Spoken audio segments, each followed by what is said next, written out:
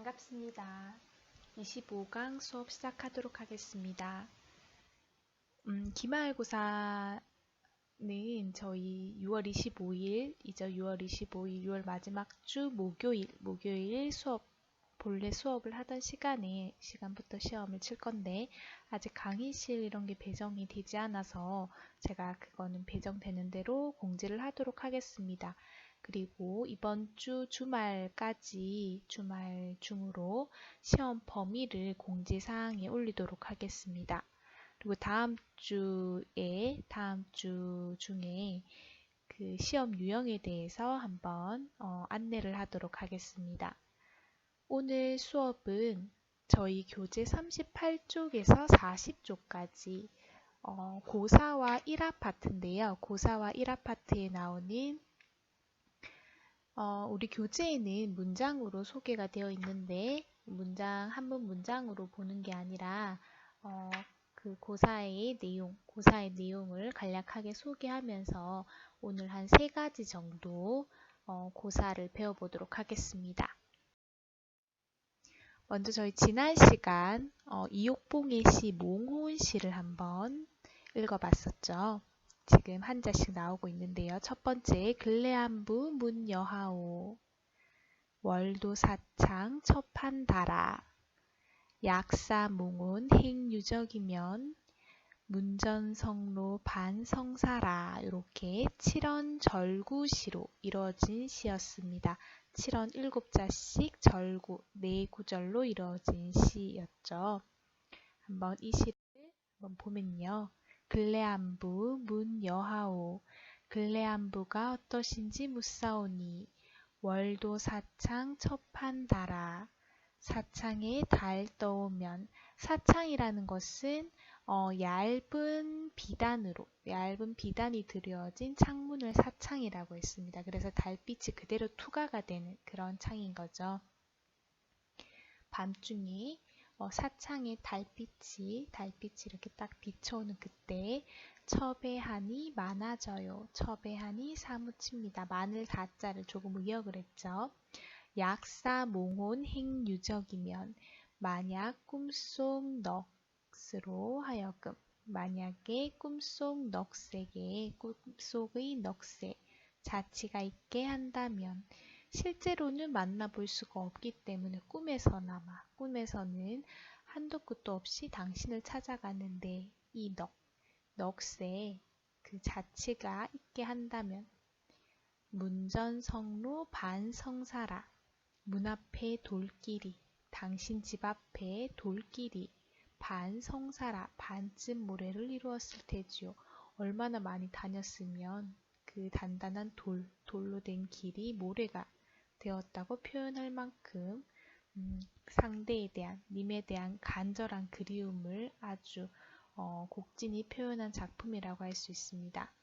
그래서 이 지금 파란색으로 녹색으로 동그라미가 쳐져 있는 이거는 한시에 있어서 운자 자리라고 얘기를 했었죠. 운율, 리듬을 주는 운자 자리라고 얘기를 했었습니다. 그래서 절구시는 둘째, 넷째 짝수구마다 놓이기 때문에 절구시는 두 번째, 네 번째 자리는 무조건 이렇게 운자를 놔야 되고 다, 사 이렇게, 그리고 첫 번째 자리는 놓아도 되고 놓지 않아도 되지만 요 시는 우리 앞에 정지상 송인시와 마찬가지로 첫 번째 구도 운자를 놓았습니다. 그래서 하, 다, 사 이렇게 운자가 쓰여졌습니다. 그래서 이번 저희 초급한문 시간에 한시 정지상의 송인 한 편과 그리고 이옥봉의 시 몽혼 이렇게 두 작품 한번 살펴봤습니다. 그래서 남은 저희 수업이 총 시험을 빼고 한 5강 정도가 되는데 1시간 정도는 제가 시험 유형에 대해서 소개를 하는 걸로 대체를 할 거고요. 그러면 총 4시간, 오늘 포함해서 4시간입니다. 4시간 동안은 문장을 배우진 않을 거고요. 오늘 이렇게 고사 중심으로 남은 시간을 조금 또 이어가 보도록 하겠습니다. 네, 교재는 아까 안내한 것처럼 38쪽에서 40쪽까지 네, 먼저 지록이마, 우리 교재 38쪽에 나오는 지록이마라는 고사를 배워보도록 할 건데, 이 지록이마는 중국의 천하를 처음 통일했다고 알려진 진시황과 관련된 고사입니다. 진시황이 천하를 통일을 하고 자신이 진나라의 처음 황제라는 뜻에서 시황, 처음 시자를 써서 처음 황제, 시황이라고 지칭을 합니다. 그리고 자신의 뒤를 이어서 2세, 3세 이렇게 진나라의 영원한 번영을 꿈꾸지만 이 사람은 자신이 이렇게 그 천하를 통일한 그 땅을 순행하는 도중에 중병에 걸리고 맙니다. 중병에 걸려서 자신의 죽음을 감지를 하고 자신의 큰아들 부소에게 황위를 넘겨주려고 그 넘겨준다는 내용의 유서와 그리고 옥새를 자신의 그 측근 신하인 황간 조고라는 인물에게 맡기게 됩니다. 평소 이 조고가 야망을 갖고 있었던 거예요. 권력에 큰 야망이 있었던 조고는 영리한 부소에게 이 지금 시황이 맡긴 대로 유서를 넘겨주고 옥새를 넘겨주면 자신의 야망을 펼 수가 없었던 거죠. 그래서 그렇게 어떻게 고민을 하던 차에 시황은 죽어버리게 됩니다.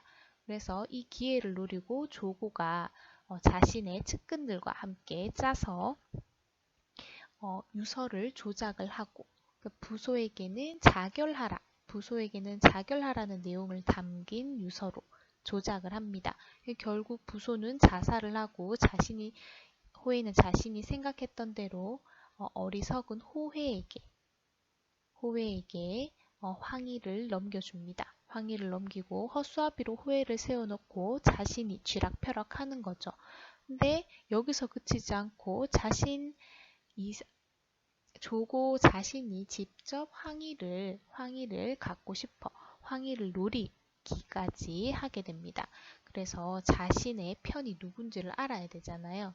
그런 과정에서 나온 고사가 바로 이 지록이마인데 그 뒤에 지록이마에 관한 내용은 뒤에 가서 좀 익혀 다시 우리 배워보도록 하겠습니다.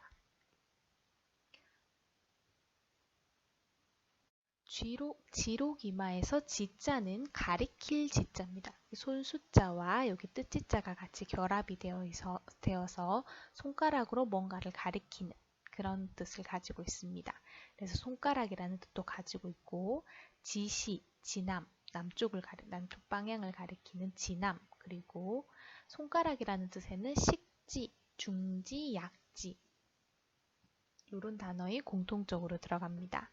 록자는 사슴록자예요. 사슴록자 여기 오른편에 그림과 마찬가지로 사슴의 뿔과 사슴의 얼굴 중에서도 눈을 부각시켰어요. 사슴이 눈이 되게 크잖아요. 눈과 그리고 다리를 같이 그려놓은 모양이 바로 이 사슴록자입니다. 사슴록자에 쓰는 순서를 한번 잘 살펴보길 바랍니다. 제가 시험 문제에는 획순이라든지 그리고 총획이라든지 그런 거를 묻는 문제는 없어요. 다만 여러분들이 쓸 때 참고를 하라는 뜻에서 이런 것들은 같이 순서를 봐두라는 겁니다. 록자, 록각, 사슴뿔을 록각이라고 합니다. 록각. 진시황은 천하를 통일한 큰 대업을 이뤘죠. 근데 자신이 천하를 통일하자마자 처음 시작한 게 자신의 무덤을 조성하는 일이었습니다. 지금 여기 사진으로 보이는 게 바로 진시황릉입니다. 중국 산시성 서안에 위치해 있는 진시황릉입니다.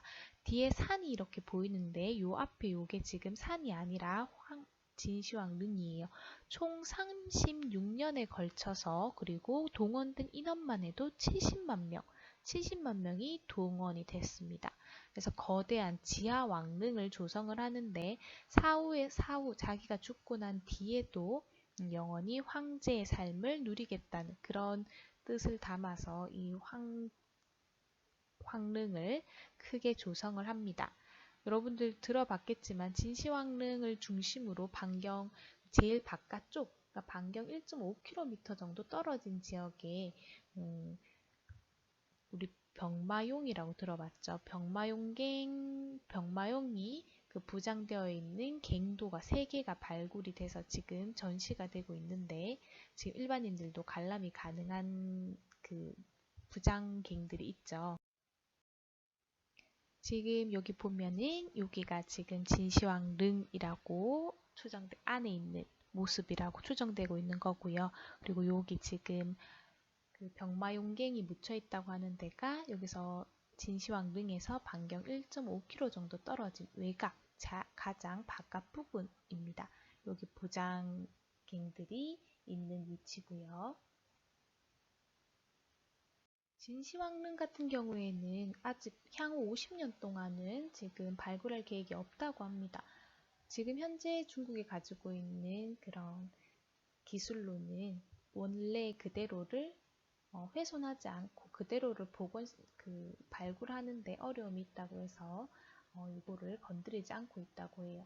대신에 아까 말을 했던 병마용이 묻혀있는 그 1, 2, 3호갱, 1, 2, 3호갱은 여전히 계속 발굴 작업과 그리고 동시에 복원까지 계속 추진을 하고 있습니다. 지금 요게 진시황릉 1호분 많이 흐릿해서 잘 보이지 않는데 여기 서 있는 것들이 다 병마용입니다. 병마용. 1974년에 여기 우물을 파던 한 농부에 의해서 발견이 됐습니다. 병마용 파편이 하나 발견이 된 게 시작으로 해서 2000년이 넘는 그런 오랜 시간 동안 진짜 풍문으로만 듣던 진시황릉의 그런 진짜의 모습을 조금씩 사람들이 알 수 있게 된 거죠. 여기 지금 1, 2, 3호갱만 발굴이 됐는데 진시황릉을 중심으로 해서 한 180개 정도의 부장갱이 있다고 해요. 그 중에 3개니까 그 규모가 엄청나죠, 여러분. 지금 좀 더 깨끗한 화면으로 보면 여기 지금 다 병마용과 여기 그리고 말들도 서 있어요. 마차도 들어가 있고요. 여기 지금 구경하는 사람들입니다. 크기가 엄청나다는 걸 알 수 있죠. 지금 이게 1호분인데 하나의 갱 안입니다. 하나의 갱. 실제로 크기도 사람의 크기도 170, 180cm 정도의 큰 키를 가지고 있고 그리고 사람들 표정 그리고 자세 이런 것들이 조금씩 다 틀립니다. 다 틀리고 입고 있는 옷들도 아주 디테일하게 잘 표현을 하고 있고요. 또 다른 측면에서 보이는 것들인데 여기 사람 자세며 그리고 표정은 잘 보이진 않지만 머리 모양들도요 조금씩 다 차이를 보이고 있습니다. 그 직급에 따라서 이게 다 온전한 모습으로 있는 건 아니고 온전한 모습으로 있는 것 일부 하고 대부분은 많이 깨져 있는 것들을 복원을 통해서 이렇게 다 세워둔 것들입니다. 지금 병마용의 몇 개 모습을 그 박물관을 따로 마련을 해서 전시를 해두고 있는 것들인데 이런 식으로 아까 서 있는 병마용도 있었고 이렇게 앉아 있는 병마용도 있습니다.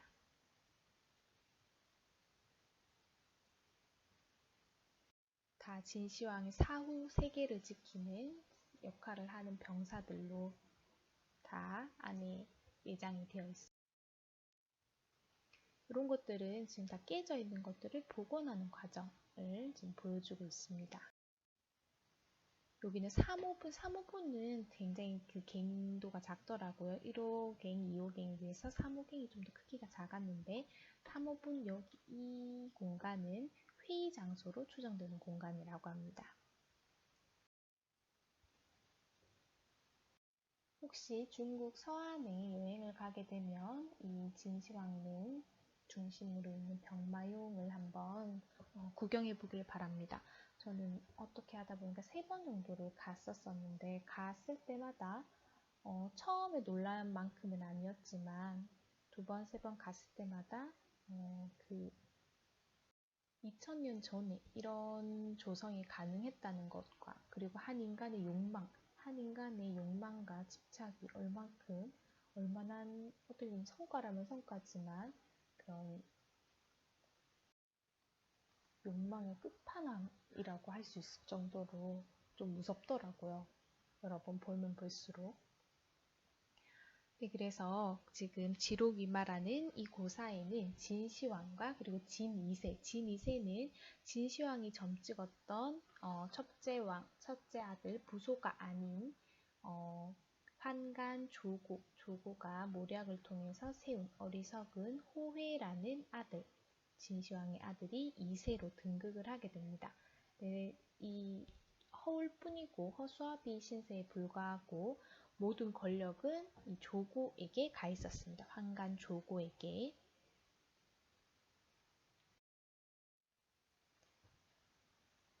아까 처음 얘기했듯이 진시황 할 때 시황제라고 합니다. 진시황.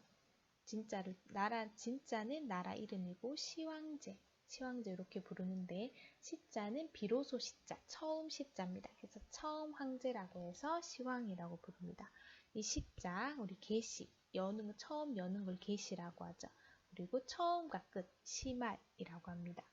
그리고 이 비로소 시자의 오른편에 있는 글자 태자와 그리고 물숫자가 결합이 되면 다스릴 치자가 돼요.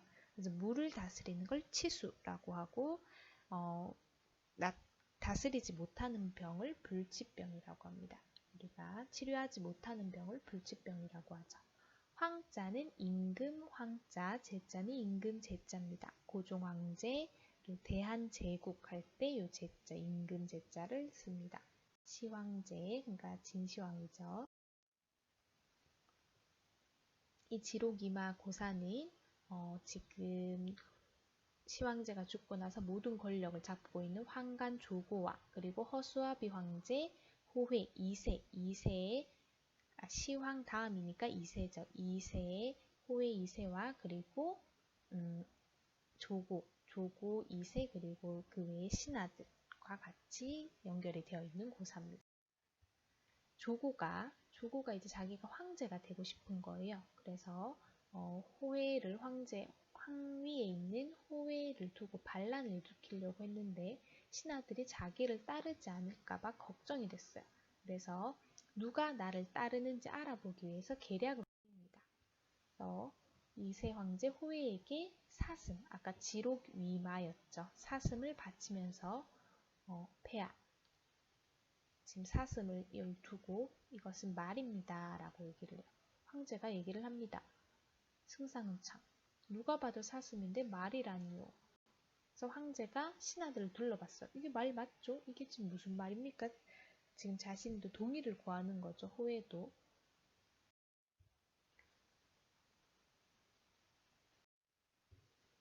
사슴을 두고 말이라뇨 하면서 지금 황제 호해가 주변 신하들을 둘러보죠. 동의를 구하면서. 근데 신하들 반응이 어떤 신하는 가만히 있고 가만히 있으면서 사슴이라고 가만히 있는 사람도 있고 사슴이라고 바른 대로 말하는 사람도 있고 조고가 말한 대로 말이라고 하는 사람도 있었습니다.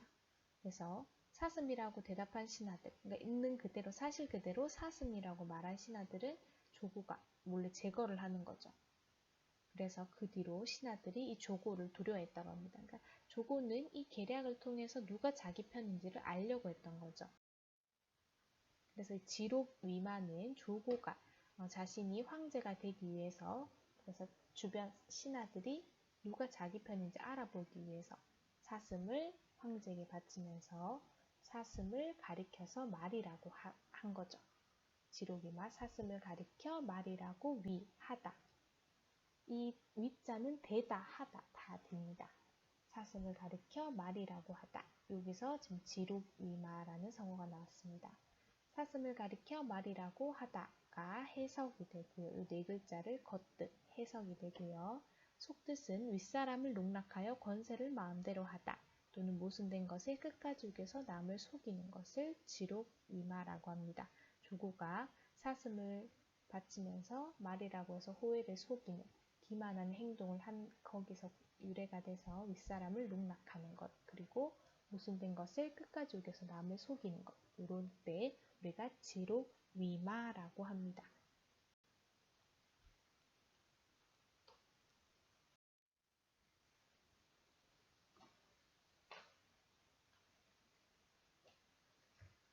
두 번째 우리가 볼 성어는 교재 40쪽에 나오는 각주구검입니다. 각주구검.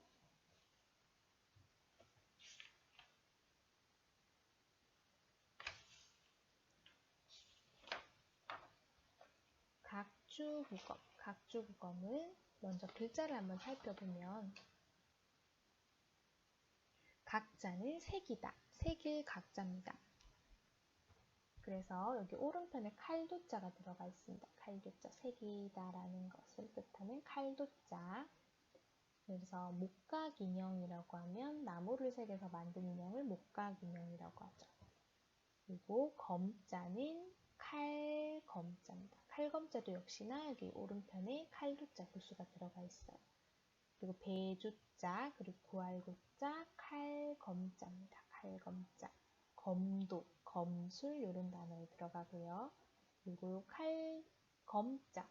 검자의 왼편에 있는 이 부분, 이 자체만으로는 발음이 첨이에요. 다 첨자인데 첨자에 나무 목자가 결합이 된 이 글자는 검사하다라는 뜻을 가지고 있습니다. 그래서 검문, 검출 이런 단어들 들어가는 글자입니다. 각주구검, 색일각자, 배주자, 구알구자, 그리고 칼검자를 써서 각주구검, 요 고사도 이야기를 한번 살펴보면 이 성어는 아까 우리 시황, 진시황 있었죠. 중국 진나라 때 재상 여부리가 정리한 여시춘추라는 백가사전식의 책이 있습니다. 거기 실려있는 성어입니다. 각주구검. 실제로 있었던 일이 아니라 어떤 일을 비유하기 위해서 만들어 놓은 그런 이야기입니다. 초나라 사람 중에 강을 건너려는 사람이 있었어요. 근데 이 사람은 자신이 평소에 굉장히 좋아하는 작은 검을 하나 들고 다녔습니다. 근데 이 사람이 배를 타고 가는 도중에 칼을 그만 물에 빠뜨린 거죠. 근데 이 사람은 칼을 떨어뜨리자마자 물속에 들어가서 칼을 건지는 게 아니라 그 떨어진 칼이 들어간 그 물속에 떨어진 자리에 해당하는 그 부분에 그 배점에다가 표시를 하는 거예요. 이 부분에 칼이 떨어졌다고 표시를 하는 거예요. 그리고는 배가 이제 물가로 간 거죠. 물가로 가서 배가 정박을 하니까 다시 정박하자마자 이 사람은 아까 자신이 표시해 놓은 배점의 그 표시가 있죠. 그 위치 그대로 물에 들어가서 칼을 구하는 겁니다. 근데 너무 당연하게도 칼이 있을 리가 없잖아요. 그쵸? 칼을 떨어뜨린 곳은 물 한중간이었고 찾고 있는 곳은 지금 물을 바깥으로 나와 있는 상태에서 지금 칼을 찾는 거죠.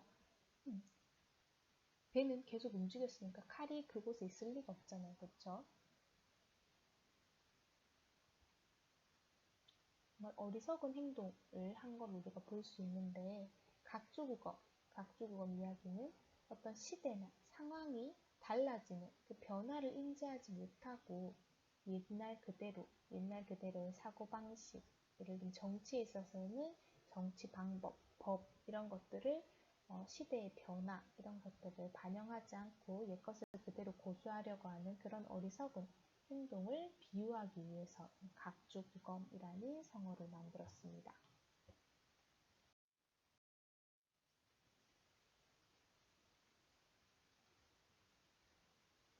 그래서 여부리는 앞에서 각주구검 얘기를 하면서 각주구검의 그런 이야기를 전하면서 결국 하고자 하는 말을 이어서 이야기를 합니다. 옛날의 법으로 지금 자기 나라를 다스리고자 하는 것도 이와 마찬가지다. 세상이 바뀌었는데 법은 바뀌지 않았으니 이것으로 변한 세상을 다스리고자 한다면 어찌 어렵지 않겠는가. 이 말을 하기 위해서 상황의 변화를 모르고 옛것을 그대로 고수하려고 하는 어리석음을 지적을 하고 있습니다. 지적을 하는 동시에 경계를 시키는 거죠. 지금 세상 하루하루가 크게 달라지고 있는데 저는 사실 그 빨리 변화하는 시대에 제대로 따라가지 못하고 있습니다. 그렇긴 하지만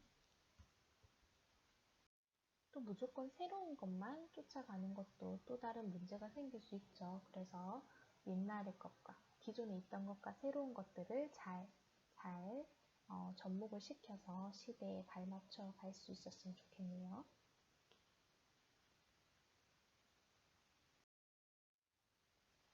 각주, 구검, 세길각, 배주, 구알구, 칼검, 배에 새겨서 칼을 구하다. 배전에 새겨서 칼을 구하다. 배에 새겨두고 검을 찾는다. 이게 지금 해석이 되는 거고요. 찾다, 구하다 다 상관이 없습니다.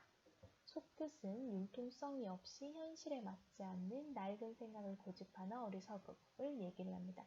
여기 겉뜻이라고 해둔 것은 각주국어 네 글자를 해석한 겁니다. 여러분 시험 칠 때 제가 겉뜻을 쓰라고 하면 이 네 글자를 해석을 하면 됩니다. 글자 그대로를 한자 한자 순서에 맞게 풀이를 하는 게 겉뜻이 되고요. 속뜻은 이 성어가 가지고 있는 고사가 가지고 있는 의미를 쓰는 겁니다.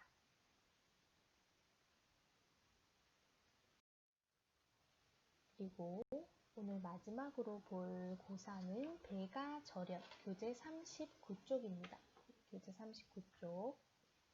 39쪽 교재 여러분 다 가지고 있는지 모르겠는데 교재에 보면은 밑에 한자 소개와 그리고 인물 그리고 이런 것들이 좀 상세하게 소개가 되어 있는데 참고를 해서 보기를 바랍니다. 배가 저려는 절친한 친구 사이, 우정을 이야기할 때 꼭 나오는 성어 중에 하나예요. 우리 수업 시간에 간포지교 배웠었죠. 간포지교, 간중과 포수가의 사귐, 우정. 그것도 절친한 친구의 우정을 얘기를 할 때 간포지교, 그리고 뭐 중마고라든지 또 문경지교, 이것도 또 두 인물이 나오는 이야기고, 배가저련도 역시나 두 인물이 등장을 합니다. 일단 배가가 그 중에 한 명입니다. 배가가 이름이고요. 절자는 끊을 절자, 현자는 악기줄 현자입니다. 백자는 맛백자입니다. 맛백. 우리 백중숙계, 사형제 백중숙계 보통 이렇게 얘기를 하는데 우리 백부, 큰아버지를 백부라고 하죠.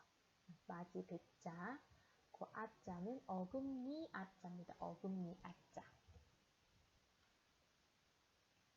어금니 아자. 그래서 백아가 중국 춘추 시기의 외교가이면서 음악가인데 거문고 연주를 굉장히 잘했다고 알려진 인물입니다. 백아라는 인물. 아자, 이 어금니 아자는 오른편의 그림을 잠깐 보면 위아래 지금 날카롭게 어금니가 올라와 있는 이 이빨을 나타내고 있고요. 그리고 치아할 때 이 치자와 어금니 아자를 써요. 이 치자는 위아래 이가 치열이 배열되어 있는 이 모습을 본떠서 만든 글자입니다. 그리고 배가와 상대가 되는 절친한 친구가 바로 종작이라는 인물입니다.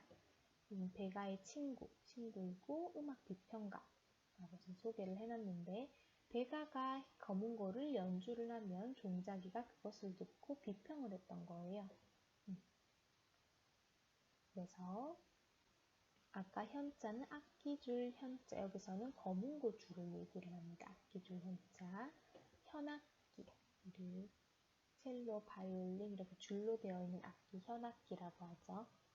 현악기, 이 악기줄 현자의 여기 오른편, 이 부분, 발음을 나타내기도 한 이 부분이 거물 현자입니다. 거물 현자. 현미, 우리 현미쌀 있죠? 현미쌀, 그리고 천지현황. 천자문에서 제일 처음 나오는 게 천지현황입니다. 하늘은 검고 땅은 누렇다. 천지현황 할 때도 요 현자가 나옵니다. 배가와 종작이, 거문고 연주 일품으로 연주하는 배가와 그리고 그 소리를 들으면 바로 그 소리가 어떻다라고 품평을 하는 종작이의 이야기입니다. 배가저련. 이 두 관계에서 배가가 자신이 그토록 사랑하는 거문고 연주를 더 이상 하지 못하게 돼서 하지 않기 위해서 줄을 끊어버려요. 그래서 배가 절연, 배가가 줄을 끊다, 검은고의 줄을 끊다 라는 게 바로 그 네 글자를 풀이하는 내용인데, 이게 지금 검은고를 그린 겁니다. 검은고 사진입니다. 줄이 놓여져 있죠. 보통 이 검은고는 사대부 남성들이 취미로, 고상한 취미로 하는 악기고요. 여자들은 대부분 가야금을 연주를 하고 남성들은 검은고를 연주를 했어요. 검은고는 소리가 굉장히 중후하고 소리가 무겁더라고요. 가야금은 조금 경쾌하면서 소리가 얇고 검은고는 묵직하게 소리가 납니다. 내용을 보면 배가는 검은고 연주에 뛰어났고 종자기는 그 연주를 듣는 감상에 뛰어났습니다.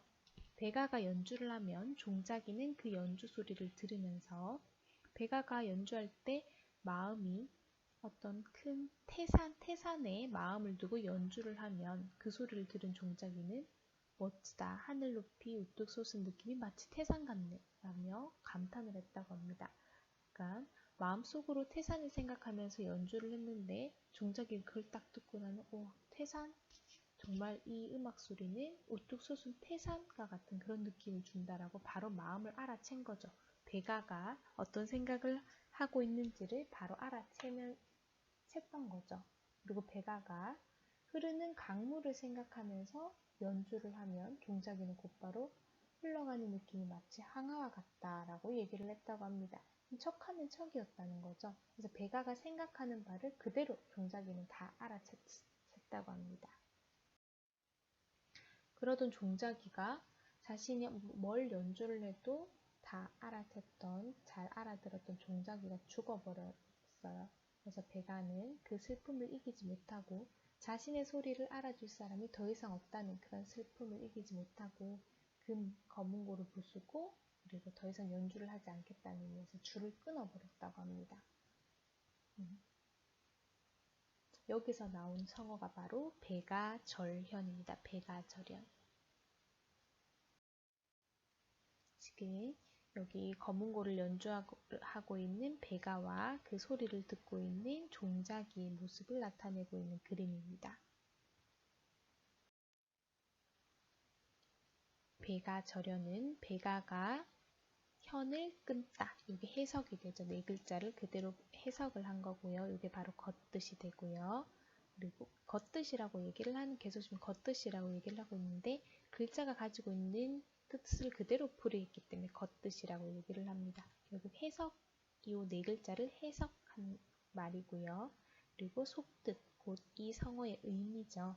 자기를 알아주는 참다운 친구의 죽음을 슬퍼하는 것을 바로 배가절현의 속뜻이라고 할 수 있습니다.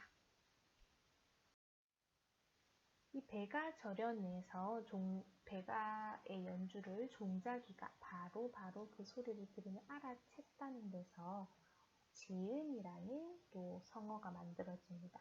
소리를 알다라고 해석이 되는 말인데요. 지음도 역시나 이 배가, 종자기 이 두 사람에게서 만들어진 성어입니다. 지음 역시나 절친한 서로 마음이 통하는 친구 사이를 뜻하는 말로 쓰입니다. 지음, 배가절연, 지음. 너는 나의 지음이다 하면 너는 나의 아주 절친한 친구다라는 뜻이죠. 지음, 배가절연과 마찬가지로 지음도 같이 알아두기를 바랍니다.